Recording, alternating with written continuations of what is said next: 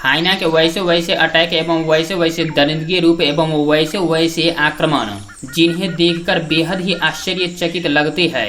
एवं इसके साथ साथ हाइना तो छोटे जानवर होते हैं एवं बड़े बड़े जानवरों को किस प्रकार से अपने चंगुल में चपेटते हुए भोजन में शामिल करते हैं, और इसके साथ साथ जब बड़े जानवरों को शिकार करने के लिए जाते हैं तो उस हाइना को किस दुर्दशा से होकर गुजरना पड़ता है। तो ऐसे क्लिपों से भरा हुआ है यह वीडियो जो बेहद ही मनोरंजनात्मक युक्त है।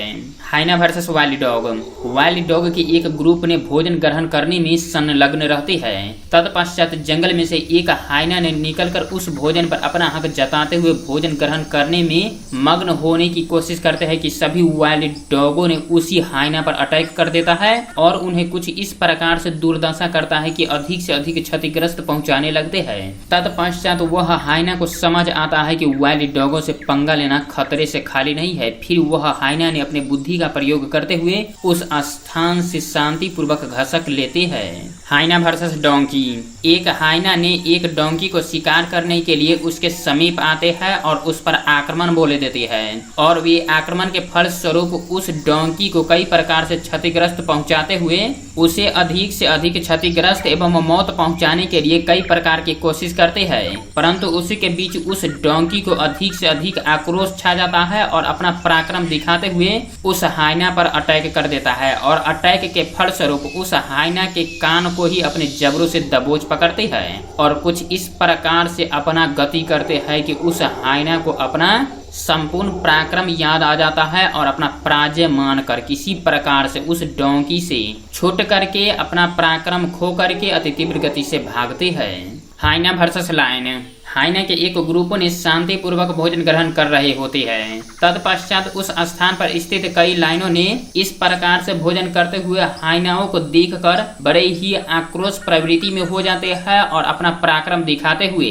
और उन ग्रुपों में से एक हाइनाओं को अपना पराक्रम दिखाते हुए वह लाइन ने बेहद ही आकर्षणीय तरीका से उसे दबोच पकड़ते हैं और अधिक से अधिक क्षतिग्रस्त पहुंचाने लगते हैं, और उसी के बीच उसके साथी लाइनों ने उसके पास आ जाते हैं और उस हाइना को अधिक से अधिक क्षतिग्रस्त करने लगते हैं और भोजन में शामिल करने की कोशिश में लग्न होते हैं। तत्पश्चात उस ग्रुप में स्थित सभी हाइनाओं ने उस लाइन पर अटैक कर देता है, और अटैकों के फलस्वरूप दोनों के बीच तो बड़े ही घमासान आक्रोश होता है, परंतु दोनों ने अपने अपने रास्ते शांतिपूर्वक निकल जाते हैं। हाइना वर्सेस बफेलो। एक बफेलो के बेबी पर एक हाइना ने अटैक कर देता है और उसके फलस्वरूप उसे अधिक से अधिक क्षतिग्रस्त करते हुए धरती पर धराशाही कर देते हैं, और उसके साथ साथ हाइना के एक मेंबर भी उसी स्थान पर स्थित रहते हैं और जल्द ही पहुंचकर उसे भोजन में सम्मिलित करने की कोशिश में लग जाते हैं। तत्पश्चात बफेलो के मदर ने इस प्रकार के क्रियाकलापों को देखते हुए अति तीव्र गति से भागते हुए अपने बच्चों को बचाने के लिए अति तीव्र गति से उसके पास आते हैं और उस हाइनाओं के पराक्रम को धराशाही करते हुए अधिक दूर पहुंचाने में सफल होती है। फिर भी हाइना इतना ज्यादा दरिंदगी रूप वाले जानवरों में से एक जानवर होता है कि उसके आसपास ही घूमते रहते हैं, भटकते रहते हैं, और इस प्रकार के क्रियाकलापों को देखते हुए हाइनाओं की जनसंख्या अति तीव्र गति से बढ़ने लगता है, और इस प्रकार के क्रियाकलापों को देखकर बफेलो की प्रजाति की जनसंख्या भी अति तीव्र गति से बढ़ जाती है, और दोनों प्रजाति के जानवर अपना अपना आक्रामक रूप दिखाने लगते हैं और उस बच्चों को जान बचाने में सफल होते हैं। हाइना वर्सेस पाइथन। एक हाइना ने पाइथन को शिकार करने के लिए उसके पास जाते हैं, परंतु वह पाइथन ने अपना चतुराई का प्रयोग करते हुए उस हाइना को ही अपने चंगुल में चपेट लेता है और कुंडलित करते हुए कुछ इस प्रकार से फोर्स जनरेट करता है कि उस हाइना का प्राण विलीन हो जाता है और उसके संपूर्ण शरीर को यह पाइथन ने बड़ी ही मनमोहक तरीके से अपने मुख में शामिल करते हुए भोजन ग्रहण कर लेते हैं। हाइना वर्सेस हनी बेजर। हाइना जितना ज्यादा चतुर एवं प्रबल जानवरों में से एक जानवर माने जाते हैं, उतना ही ज्यादा हनी बेजर भी एक चतुर प्राणियों में से एक प्राणी है, क्योंकि उसके शरीर पर पाए जाने वाले नुकीलेदार कांटे जो बेहद ही उन्हें रक्षा प्रदान करने के लिए काफी होता है।